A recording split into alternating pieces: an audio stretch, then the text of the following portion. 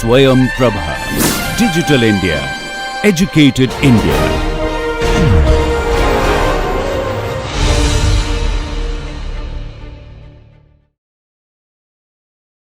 As it turned out that the linear blending of quaternion is good enough for skinning and a lot of other applications. But the linear interpolation or linear blending of quaternions may result into non-unit quaternions, and which is something which we don't want, because for representing a rotation we need unit quaternions. So so all you have to do is normalize the blended quaternion by its norm, and you have your final blended quaternion. This is known as LERP, which is short for linear interpolation. Now, this normalized quaternion is good enough if we just want to get rid of Candy-Wrapper effects and other volume shrinking issues. And the reason behind that is because the final transformation is a rotation transformation. So you might remember that when we linearly blended rotations, we end up getting a transformation which was not a rotation. But in this case, you will get a rotation transformation, and that's why you won't get any candy wrapper effect. But this is not perfect, and to understand why, let's look at the figure. So let's assume that the circle represents the rotation space, and let's divide the line joining Q1 and Q2 into 3 equal parts. So one is this, and then one is this. And now we project these 3 parts onto the rotation space. Now for this term, we end up getting this projection. For this term, we end up getting this projection. And for this projection, we end up getting this projection. And as you can see that these projections are very different in sizes. You can see that the red region is bigger than the blue regions. So in some sense, the red region or the middle part has more velocity. So the blending function which we are using, LERP, has more velocity in this region in comparison to this region. And in some application, this is not a desired quality. We would want a blending function to produce results which are uniform in the sense of velocity. And I have not really defined what I mean by velocity over here, but I hope you get the idea. For such applications, spherical linear interpolation is used, but this interpolation is iterative in nature and usually avoided if we are working with skinning applications, because it's not very efficient in terms of computation. So that's why it's avoided. Okay. So just to summarize the skinning part, there are 3 important components, and a lot of method exist with different choices for each component. And there is a really nice course available at skinning.com. You can find the reference in the reference section of this PPT. The good thing about skinning methods is that they offer real-time performance, but the drawback is that the expressive power of the skinning methods depends on the control structure. So if you want more fine grain deformation, either you have to design a more elaborate control structure, or uh, or for high quality results, people use variational methods, which we are going to discuss next. So if you have any questions till now on skinning, you can ask now. Otherwise, we will move to variational methods. So yeah, so the variational methods for shape deformation refers to the class of methods where the goal is to minimize a deformation energy between the reference model and the deform model. The energy which we are going to see today is based on local shape rigidity, and in literature it is more popularly known as rigid as possible, ARAP for short. Intuitively, ARAP energy favors solutions which involve no stretching. And to understand it better, we are going to talk about the energy first and then see how to use this energy for shape deformation algorithms. So let's start with a pair of objects which are deformed version of each other. So let's assume that the pair of objects are represented by 3D meshes, M1 and M dash. And these meshes have equal number of vertices and same connectivity. So the vertices on mesh M are represented by Vi, and the vertices on mesh M dash are represented by Vi dash. Phase connectivity is assumed to be same for both the meshes. Also, let's represent the one neighborhood of a vertex in mesh by a function n. So n over here represent the one ring neighborhood function for mesh M and n dash for M dash. Now let's take a vertex on mesh M and a corresponding vertex on mesh M dash. For vertex, so let's say that Vi is the vertex on M and Vi dash is the vertex on M dash. For Vi, let's say that this is the one ring neighborhood of vertex Vi. And for V dash, this is the one ring neighborhood of vertex Vi dash. So as the connectivity of the mesh is assumed to be same, there is a correspondence between one ring neighbors of vertex Vi and Vi dash. So there are equal number of neighbors in both the cases.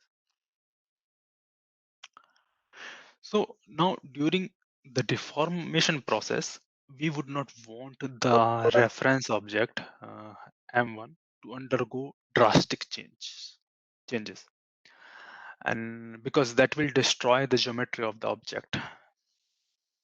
So in some sense, ideally we would want each vertex neighborhood to undergo only a rotation transformation. Now, if that is the case, then we should be able to explain this relationship between any any vertex Vj and Vi with the corresponding vertices on deformed mesh using a rotation transformation. And let's represent this rotation by Ri.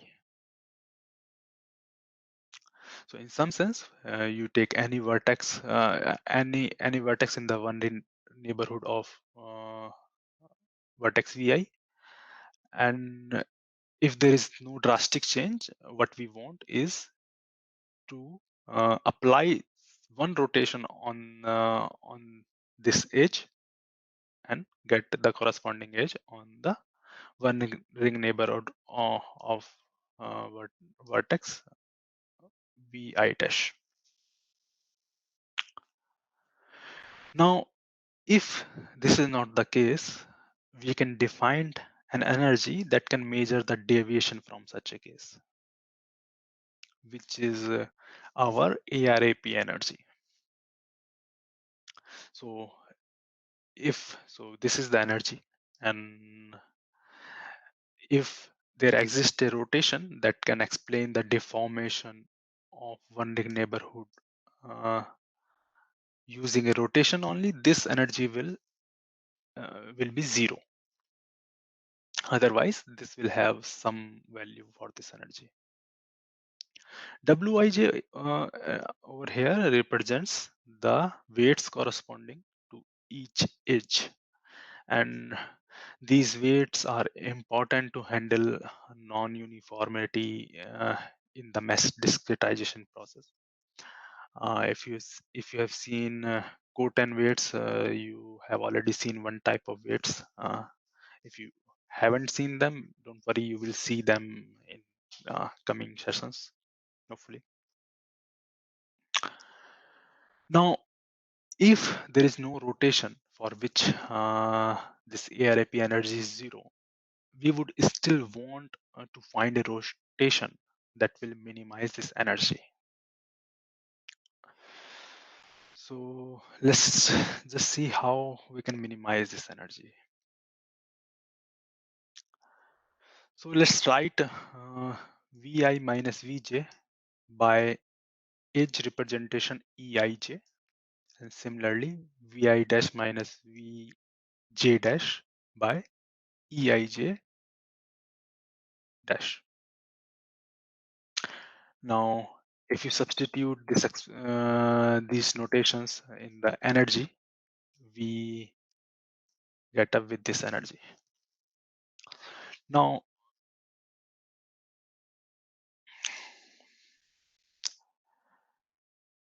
this is the square norm of this vector over here. So this can be written using an inner product, which is given by the transpose of the vector multiplied to the vector itself.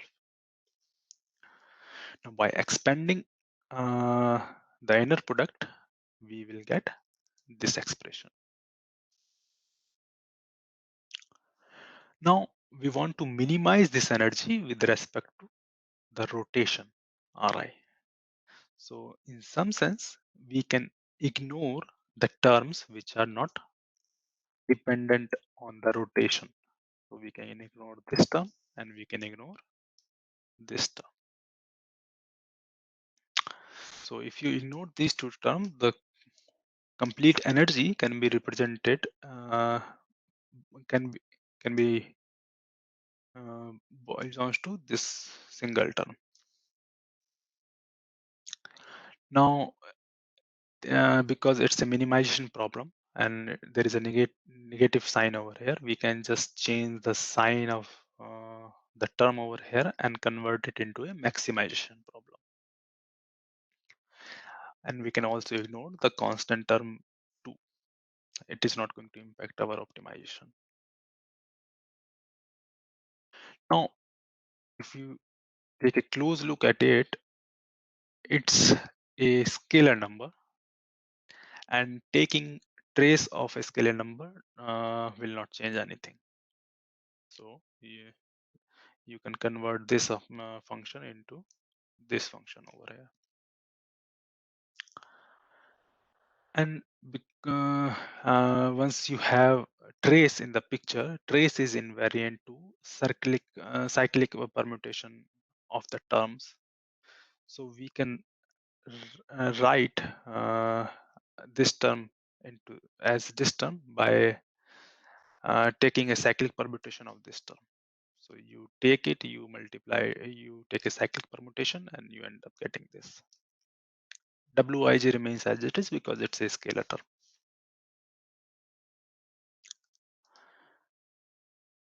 Now, So I have just copied the last step on this slide. Now, in this term, Ri remains constant for all the neighborhood of the ith vertex. So you can take Ri common in the summation part, and now you have Ri multiplied to this expression over here. Now, the term except Ri can be represented as a covariance matrix Si, which is denoted by Ei, Di, and Ei dash transpose, where Di is the diagonal matrix containing weights, Ei is the matrix containing Eij as columns, and Ei dash is a matrix containing Eij dash as columns. So if you substitute Si in place of this, you have this expression over here, which you want to maximize, sorry.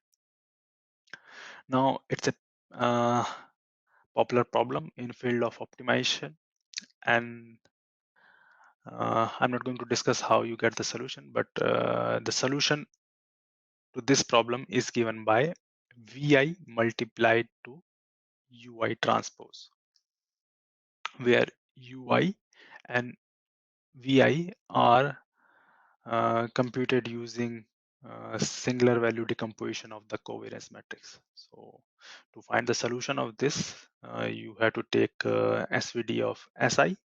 We will get two orthogonal matrices Ui and Vi, and then the multiplication of those orthogonal matrices is your solution. So this is the way we have solved for a rotation, which maps the neighborhood of vertex Vi on the reference mesh to the neighborhood of the vertex Vi as rigidly as possible. Now we can compute this energy for each vertex of the mesh, and we can then sum it up, and we will have an energy for the complete mesh.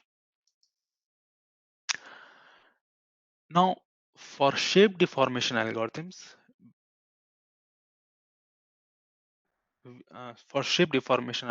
we need to compute m dash from m1 and some handle constraints.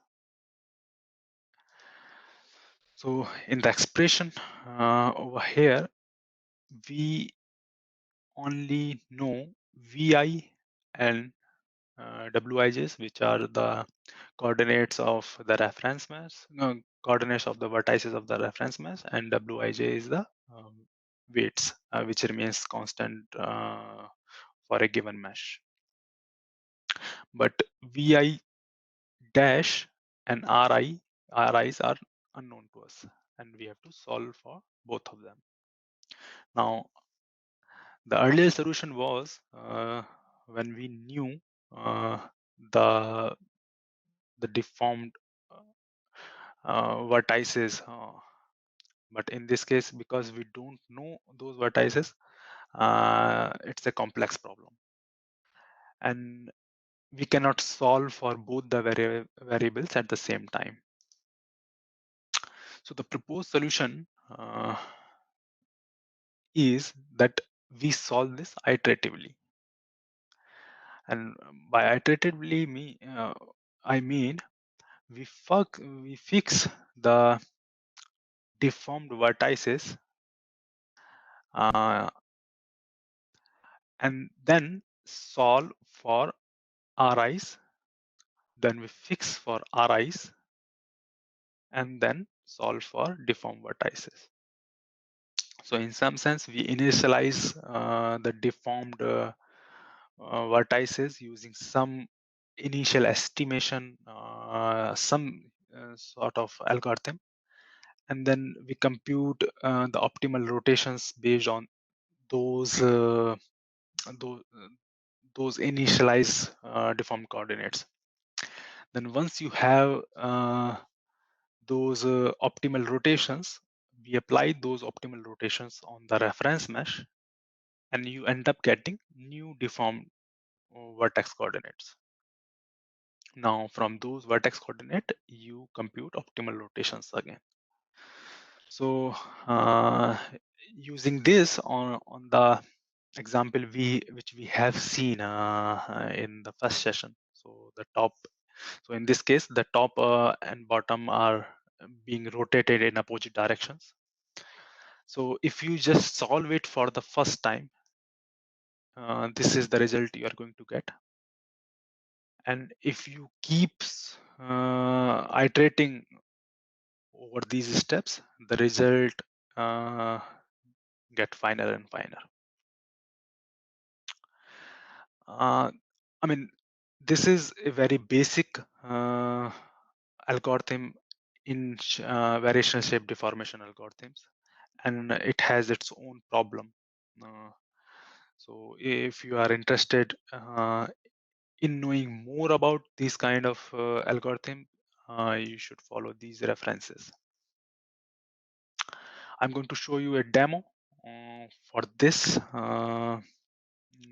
the ARAP algorithm, and then in the second lab session, you people are going to implement the quaternion blending skinning. Quaternion blending skinning. So if you have questions regarding any of this, you can ask now.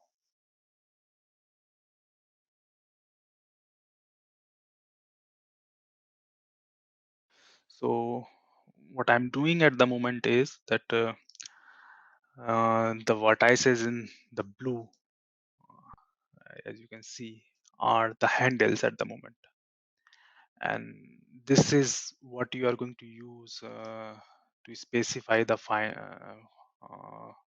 final position of the mesh. So in some sense, so we are talking about ARIP part, not the skinning part. In skinning, you still have only two handles, one at the each extreme of it. But in ARIP energy, you need more vertices so that you get a grip of the energy. So in this case, you have vertices which are on each side of the bar, and then you specify the final position of these vertices by applying some sort of transformation on these vertices. So at the moment, what we are doing is we are applying a rotation transformation on each set of vertices in opposite directions. It's very similar to what we have been applying in the candy-wrapper case. So, to show you the results, I'm using a function from libigl, which is available to you as well. You just have to use this function over here, which is ARAP, and you provide the set of vertex, set of faces. Then there are certain type of energy which you want to minimize, and 3 is for the spook energy, and you might read about it. What does it mean? So it's basically what kind of neighborhood you want to take into account based on that, and then these are the vertices where you are going to apply some constraint. So in some sense, the handle points. Now this is so when you work with libigl, you will realize that optimization happens in two steps. In first step, you make a system for optimization, and then in the second step, you solve for your optimization problem. So in the second part, it's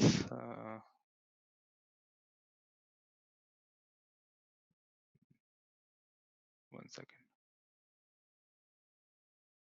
Yeah, so second part is the solution part, and first part is the defining part. So you have to define how many iteration you want to perform in order to solve this. So let's just start from step one. If you take this is the deformation you get, and you can see that the only deformation you are getting is near the handle vertices, because the energy has not been able to propagate properly. Now if you increase this number to, let's say, 10,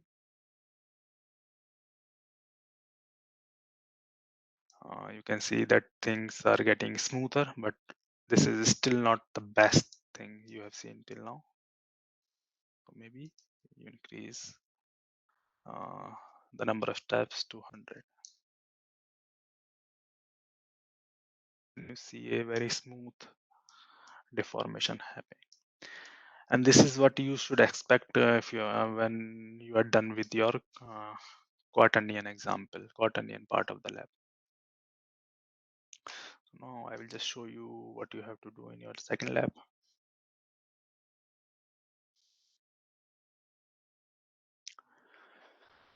So this part was the first task. This is the second task. You have to code how to define a quaternion from axis angle representation. Then you have to implement quaternion multiplication and conjugation operation, and then you have to implement quaternion blending, and then you have to analyze the results with different parameters. So let me just show you. I mean, the results for the first session I have already shown you, so there is nothing to show now. So yeah, you can go ahead and let me know if you have any doubts.